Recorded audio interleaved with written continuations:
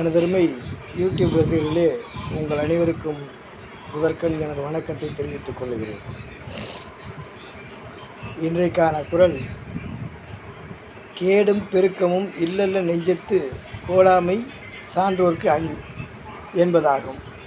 இதனுடைய பொருள், ஒருவன் எவ்வளவு உயர்ந்து நின்றாலும் சரி, எவ்வளவு தாழ்ந்து போனாலும் சரி, அது இயற்கையாக நிகழ்வது.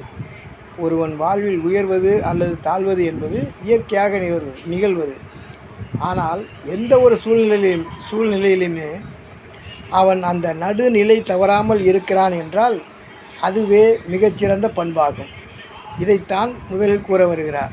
ஏனெனில் ஒருவன் தாழ்ந்தாலும் உயர்ந்தாலும் அவன் நடுநிலை தவறாமல் இருக்க வேண்டும். அதுதான் நீதி நெறிகளுக்கு உட்பட்ட ஒரு முறையாகும். இதைத்தான் கூற வருகிறார் வள்ளுவர். எனவே அனைவரும் அதனை சார்ந்து நிற்க வேண்டும் என்பது நமது கடமையாகும்.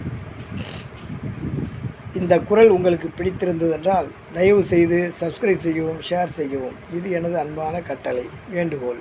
வணக்கம்.